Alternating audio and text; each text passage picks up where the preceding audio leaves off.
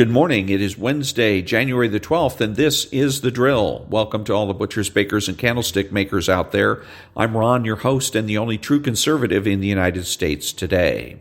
So after the daily declaration for spiritual warfare and the recitation of the Pledge of Allegiance and the singing of the Star-Spangled Banner, we will have Tucker Carlson, Wear a Vest, and Chapter 1 of Part 1 of the 70s. All that and more when I come back.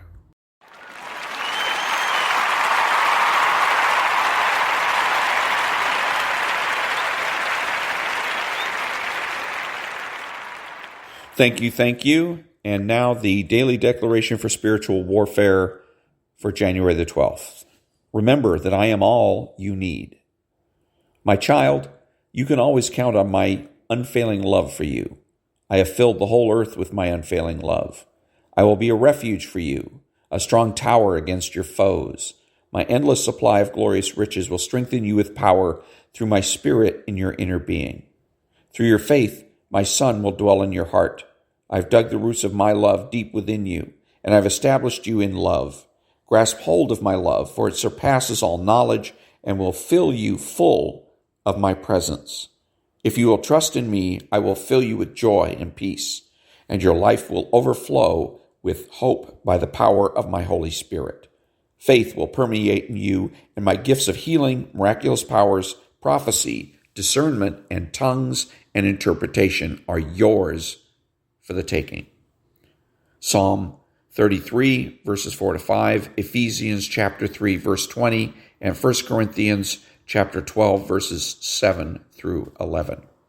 Prayer declaration: I am redeemed from the curse of the law. I am redeemed from poverty. I am redeemed from sickness. I am redeemed from spiritual death.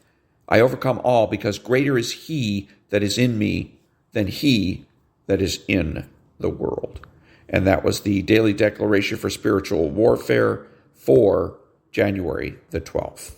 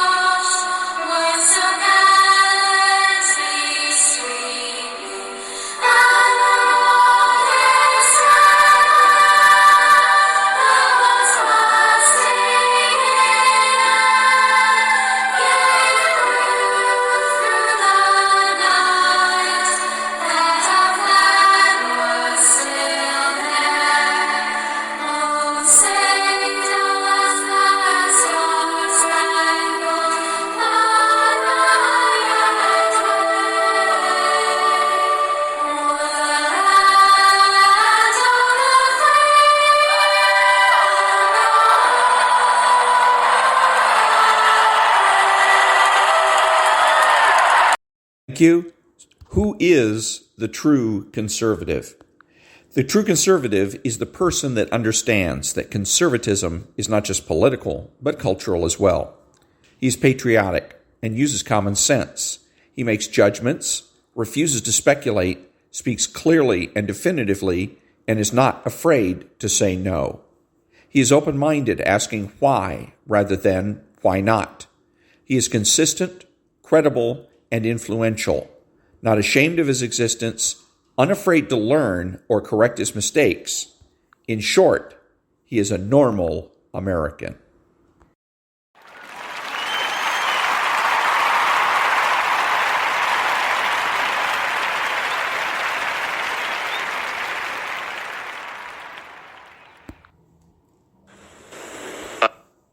probably had some role in the events of January 6th. It's obvious. After hearings on Capitol Hill today, it became even clearer. Watch Senator Ted Cruz of Texas ask an FBI official called Jill Sanborn point blank whether the FBI was involved. How many FBI agents or confidential informants actively participated in the events of January 6th? Sir, I'm sure you can appreciate that I can't go into the specifics of sources and methods. Did any FBI agents or confidential informants actively participate in the events of January 6th? Yes or no? Sir, I can't answer that. Did any FBI agents or confidential informants commit crimes of violence on January 6th? I can't answer that, sir.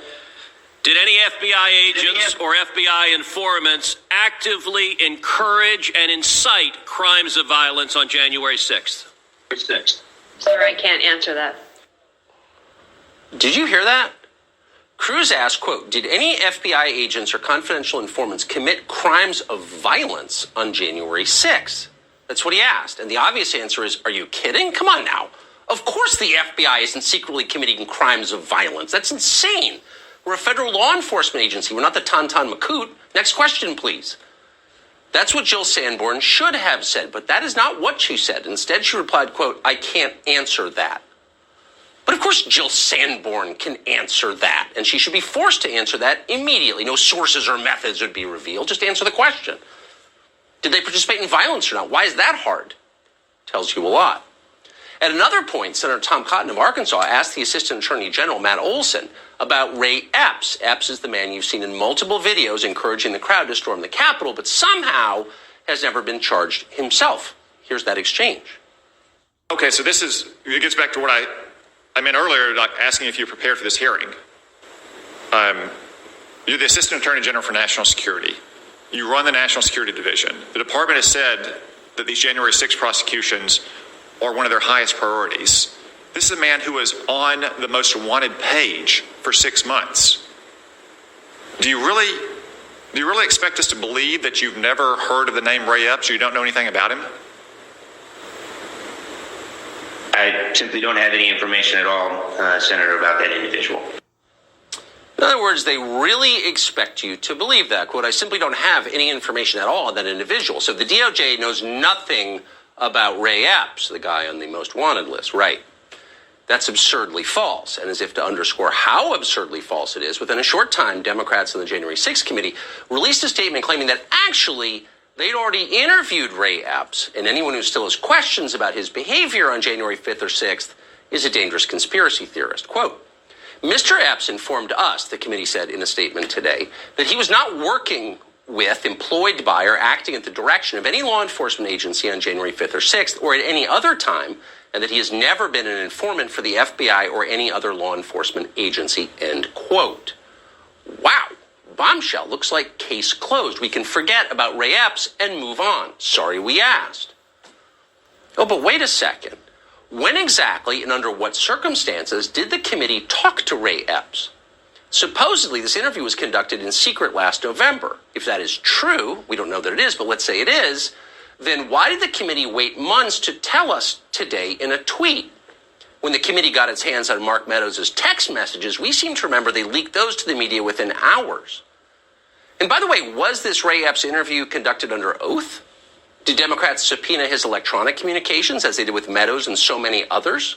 Will the information Epps revealed to the committee be available to the many January 6th defendants who are now awaiting trial? Can their lawyers see a transcript of this interview? Can we see a transcript of this interview? If not, why not? And while we're at it, here's something else that's confusing. Epps is a longtime right-wing activist. As you know, he urged protesters to riot. Video from January 6th shows him at the forefront, right in front of the Capitol, appearing to usher others inside. So he wasn't just someone who was there, he was maybe the central figure there. And yet Democrats, for reasons that aren't at all clear, suddenly seem highly protective of Ray Epps. They don't want you to criticize him. Adam Kinzinger described Ray Epps today as, quote, nothing but a January 6th protest attendee. Really? Nothing but an attendee. He is, of course, the opposite of that. Of everyone there, Ray Epps is the one you should be maddest at if you're the Democratic Party. And yet they're telling you he was an attendee, not an insurrectionist, not a terrorist, just an attendee. Another engaged American exercising his constitutional rights. That's a huge change. It's bizarre. It doesn't make any sense at all. So what's going on here? Something is, that's for sure. And one last question. The committee has assured us that Ray Epps wasn't, quote, employed by, working with, or acting at the direction of any law enforcement agency. Okay. But why did the committee stop there? Would the committee be willing to broaden that statement and affirm in writing that Ray Epps wasn't working with any government agency, law enforcement or otherwise? That would be a very simple change to make. Let's see if they'll make it. Let's see if Republicans will force them to make it. If you ignore all the huffing and puffing on TV...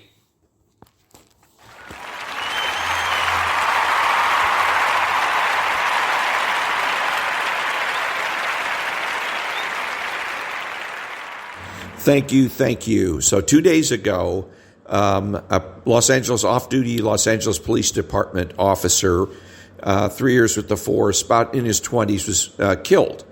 And he was, for all intents and purposes, murdered. He was, there was a robbery gone bad. There was an exchange of gunfire. The officer was killed. Two things about this. Number one, socialism is to blame. And all the socialists in this country are to blame for his death. Because the district attorney in Los Angeles has made this a virulent environment for criminals. He is the criminals' district attorney, the gangbangers' district attorney.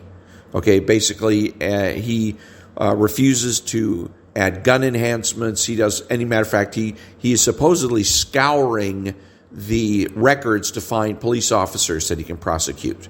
He goes light on the criminals, but goes looking to prosecute police officers. So he creates an environment in which the criminals think that they can operate with impunity. And so that's one of the reasons that he's dead. The other thing, as I've always said, if you're going to carry a weapon, if you're going to carry a gun, even a knife, wear a vest, especially if you're carrying a gun. The officer might be still alive today if he were wearing a vest.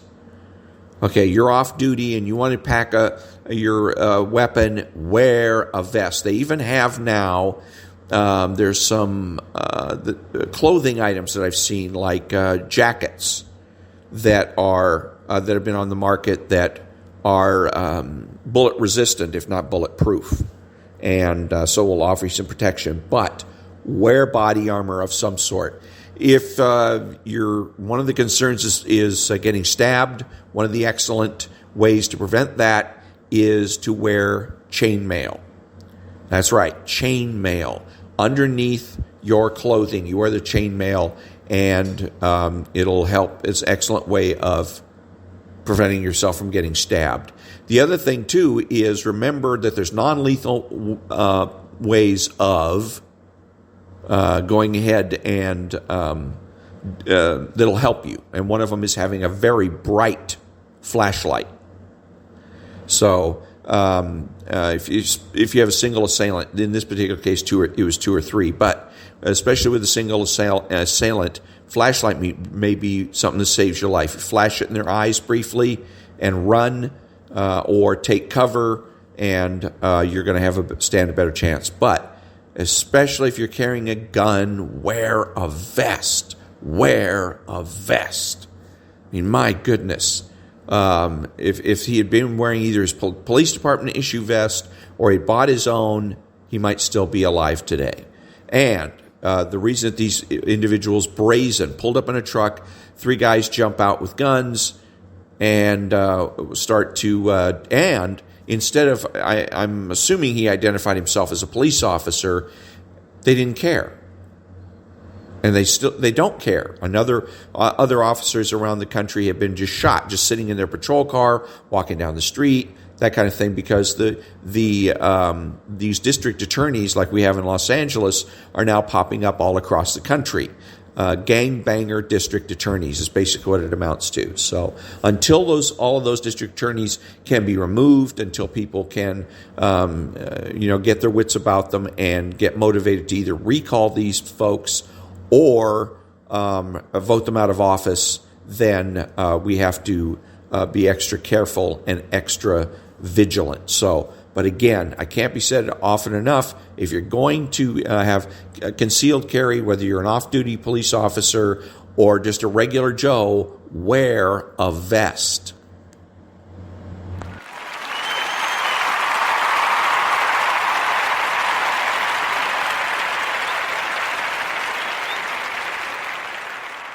Thank you. And now, full faith and credit.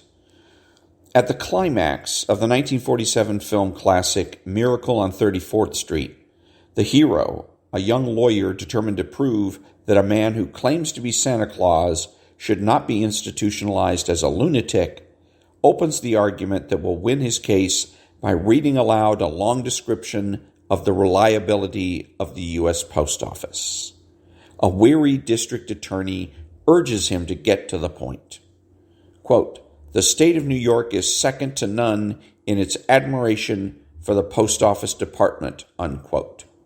At which Santa's lawyer gives a signal. The doors to the courtroom are flung open, and postal workers march in with dozens of bags of mail addressed to Santa Claus, North Pole, and deliver them to the man in the dock. Verdict for the accused. If the post office recognizes you as Santa Claus, you must be. More than anything else in this ancient movie, more than the gloves on the women or the hats on the men, that scene opens a window onto a completely vanished America. Trust the post office? That's a lot crazier than believing yourself to be Santa. Back then, however, it wasn't just the post office that Americans believed in. They believed in the Army and the Navy. They believed in the scientists who had built the atomic bomb and discovered antibiotics. They believed in their judges, their shop stewards, their ministers, and priests. They believed in Social Security and also in the free enterprise system that had fed and armed the American serviceman and all his allies, while simultaneously pumping unheard-of riches into the bank accounts of the folks at home. If the Americans of 1947 could see their country now, what would they think? Would they think of a former presidential advisor and U.S. senator accusing the U.S. government of having blown a domestic civilian airliner out of the sky with a ground-to-air missile, as Pierre Salinger has done? Or a football star being acquitted of murder because a jury chose to believe, against all the evidence, that he had been framed by the Los Angeles Police Department? Or the polls showing that ever-rising numbers of Americans feel certain that their tax money is wasted, their politicians are crooks, their democracy is manipulated by powerful interests. Americans lived through the Depression and war without succumbing to despair. How could a vastly richer and far more secure America have sunk so deeply into sourness and pessimism? Americans have never been especially trusting people. They laugh at suckers as brutally as the French laugh at cuckolds and the British laugh at foreigners. But in the middle years of this century, they somehow reconciled their lack of confidence in their fellow man with a quite astonishing faith in their political and social institutions. The University of Michigan found in 1958 that 57% of Americans trusted the government in Washington to do the right thing most of the time. Another 14% trusted it to do the right thing almost all of the time. And the government in Washington was, even in those sunny days, one of America's least trusted institutions. Doctors and judges, generals and school teachers, clergymen and the presidents of corporations in post-war America all commanded a measure of trust from their fellow citizens that today would strike most of us as downright gullible. Then, between 1967 and 1981, the United States sank into a miasma of self-doubt from which it has never fully emerged. Back in a minute.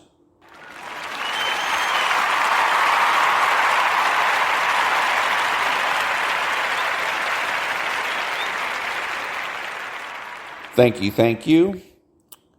Some blame Watergate for this abrupt collapse of trust in institutions, but not very convincingly. For one thing, the decline in trust begins to appear in the polls as early as 1966, almost a decade before the Watergate was known as anything more than a big hole in the ground alongside the Potomac River. For another, the nation had managed unconcernedly to shrug off Watergate-style events before. Someone bugged Barry Goldwater's apartment during the 1964 election without it triggering a national trauma. The Johnson administration tapped the phones of Richard Nixon supporters in '68, and again, nothing happened. John F. Kennedy regaled reporters with intimate details from the Dax documents of wealthy Republican donors, and none of the reporters saw anything amiss. FDR used the Federal Bureau of Investigation to spy on opponents of intervention into World War II, and his targets howled without result. If Watergate could so transform the nation's sense of itself, why did those previous abuses, which were equally well known to the press, not do so? Americans did not lose their faith in institutions because of the Watergate scandal. Watergate became a scandal because Americans were losing faith in their institutions. The Vietnam War is a more plausible culprit for the loss of trust. The dates are right, 1965 to 1973. Certainly the war provoked in its critics a lacerating mood of fury against their government and their society.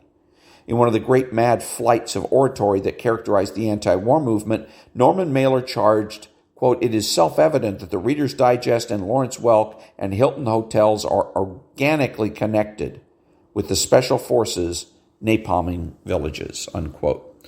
Since those critics numbered some of the most influential members of the society, its most prominent and admired professors, writers, clergymen, their fury could make itself heard. But Vietnam is ultimately an unsatisfying explanation. The 28 years that elapsed between the withdrawal of the last U.S. troops from Indochina and the end of the century is a long time by Americans' forgetful standards, longer than from VJ Day to the '72 election. Moreover, the social groups that supported the war have since 1973 seemed no less alienated than the war's critics. Finally, if Vietnam is responsible, why does a very similar loss of faith in institutions settle upon nearly every other advanced industrial economy at about the same time? The political scientist Ronald Inglehart compared surveys of confidence in the local police in 19 different countries between 1981 and 1990. He chose the police because it was the institution for which data were available in the largest number of countries.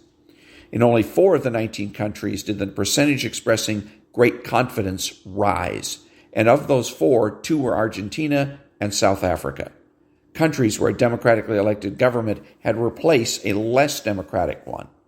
In 15 of the 19 countries Inglehart surveyed, including Canada, Britain, Japan, and South Korea, the percentage of the population expressing great confidence in the police fell, often dramatically. Maybe the best way to explain the worldwide ebbing of trust in the 70s is to re-examine the epigee of public confidence in the 1950s and early 60s. Maybe what needs to be explained is not why latter-day Americans and Canadians, Britons, and Japanese trust so little, but why an earlier generation trusted so much. Think for a moment of how the world looked in 1900. For most people, life was almost unimaginably hard. But more frightening than the hardship of life was its chanciness. In the happy United States, some people born poor could, with effort and luck, rise to great wealth. Others, no less hardworking, ended their lives as maimed beggars because a bolt had sheared or a sprocket slipped. A tornado could wipe out 10 years' worth of work on a farm. A strike could bankrupt the merchants who supplied the workers' wives. We can look back on the world and see order, progress, and rising standards of living. Those in the middle of it certainly noticed the progress, but they saw no order. And order is something human beings crave. One could tell the entire political, social, and cultural history of the United States and Western Europe from 1900 to 1960 as the story of an ever more successful attempt to impose order on a recalcitrant world. That's what Britain's new liberals tried to do after 1906 with their pioneering national insurance programs. That's what Democrats and Republicans in the U.S. Congress were seeking when they created the Federal Reserve in 1913. Orderliness was the underlying theme of the New Deal and of the similar attempts to guide and regulate the market that were tried in fascist and democratic Europe before and after World War II. Back in a minute.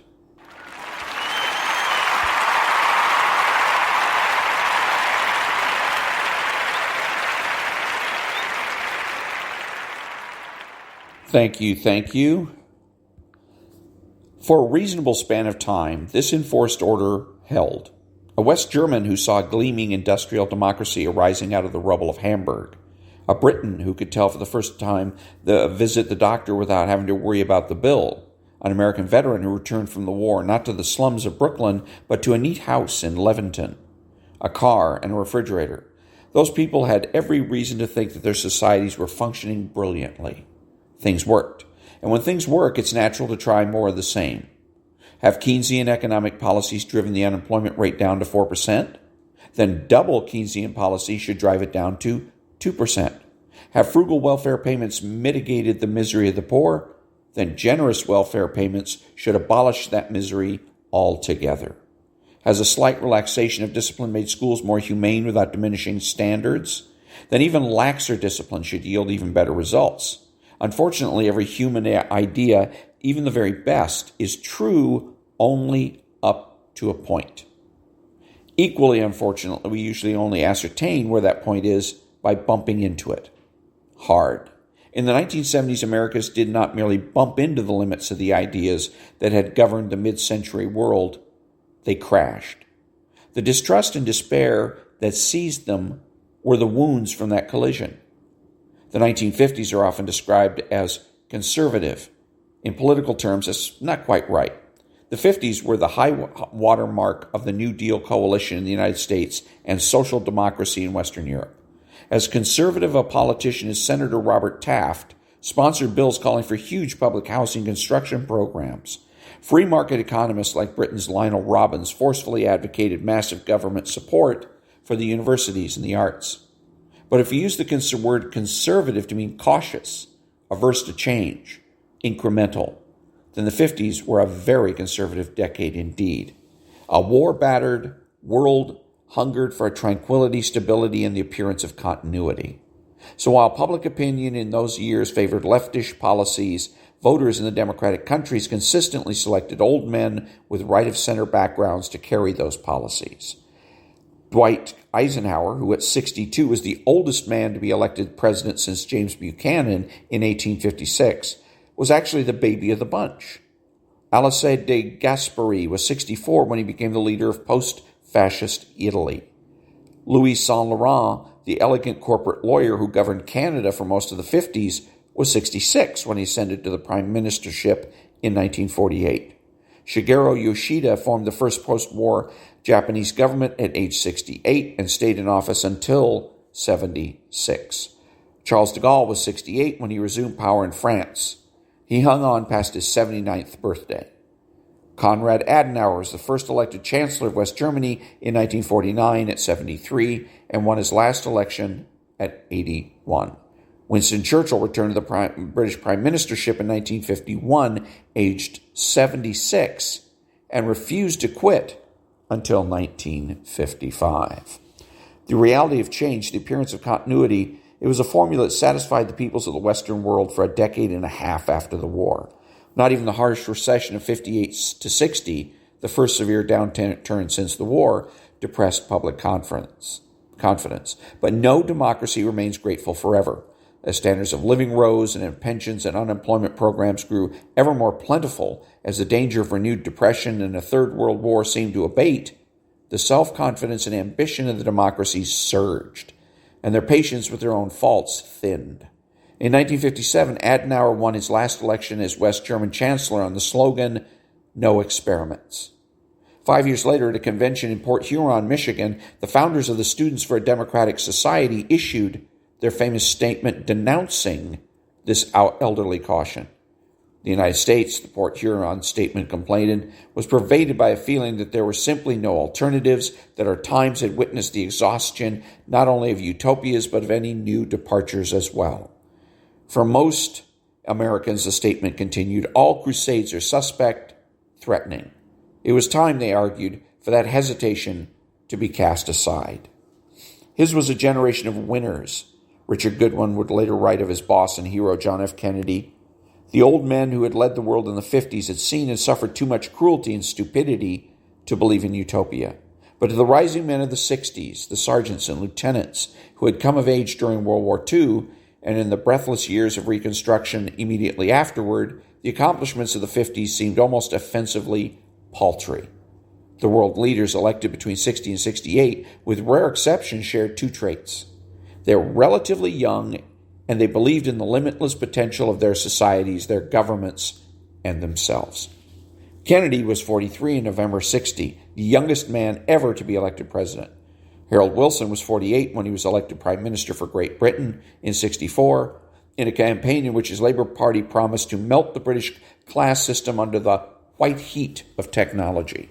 Pierre Trudeau was almost preternaturally youthful 49 when he assumed the prime ministership of Canada in 68. Willy Brandt, a vigorous 56 when he became Westminster's first social democratic chancellor in 66. Aldo Moro and Kakoi Tanaka were both striplings of 47 when they seized control of the dominant political parties in Italy and Japan. Control they retained until their deaths, no matter who sat in their country's revolving prime ministerial chairs. These young leaders would no longer abide the restraints that had bound the sad-eyed old man who preceded them. No experiments. Without experimentation, how would social justice ever be attained?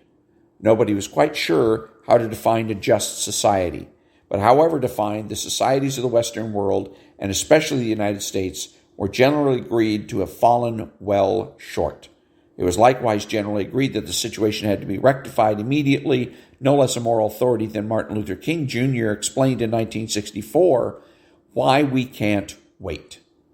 And why should we wait? Money was piling up in government treasuries. The universities were crowded with self-confident experts offering solutions to the problems of poverty, urban overcrowding, racial animosity, air pollution, juvenile delinquency, enemy and alienation, and all the other social ills that had previously seemed inescapable elements of the human condition.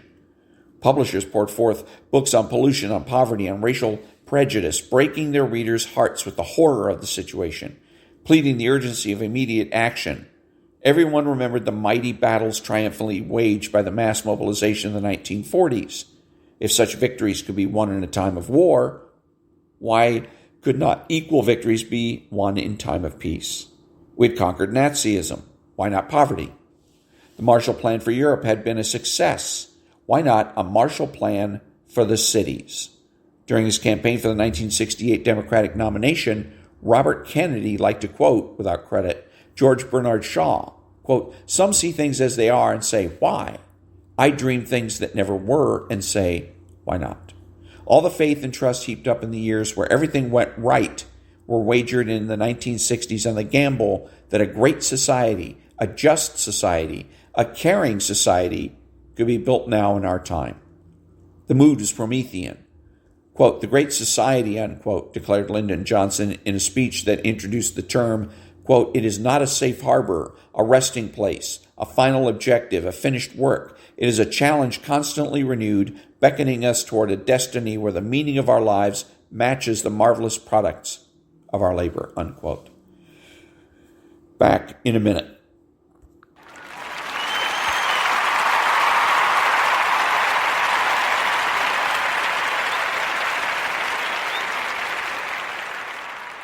Thank you. In a story as old as the Greeks, overweening pride brought condign disaster. Daniel Patrick Moynihan, who had served all three of the decade's presidents, offered this piercing explanation of why the grand ambition of those years so often left behind only regret and bitterness. Quote, "Wishing so many things so, we all too readily come to think them not only possible, which likely they are, but also near at hand, which is seldom the case. We constantly underestimate difficulties, overpromise results, and avoid any evidence of incompatibility and conflict, thus repeatedly creating the conditions of failure out of a desperate desire for success. I believe that this danger has been compounded by the increasing introduction into politics and government of ideas originating in the social sciences, which promised to bring about social change through the manipulation of what might be termed the hidden processes of society." Unquote. The great gamble of the 60s was lost. Lost not only in the jungles of Vietnam and the serpentine schemes of the Nixon White House, but in the inflation, demoralization, and failure of the Great Society and its analogs throughout the developed world. Moynihan's point about the social sciences is a very profound one. Just as the authority of the traditional elites of Europe collapsed after they led Europe into the catastrophe of the First World War, so the prestige of the new elites that emerged in the 20th century United States was indelibly tarnished by the disappointments of the soaring hope of the 1960s. In 1918, the kings and bishops, squires and headmasters who sent the young to the trenches lost the confidence of their people. The same fate now befell the corporate managers and federal bureaucrats, the progressive clergymen and self-confident professors who had presided over the disappointments and defeats of the promises of the 60s. The story was same in almost every advanced Western democracy. The old men of the 50s earned trust. The young men of the 60s squandered it. Britain, Canada, West Germany, France all went through experiences very like America's. America's only distinction is to have gone through it all first and to have been marked by it most profoundly. And that was part of chapter 1 from the book The 70s.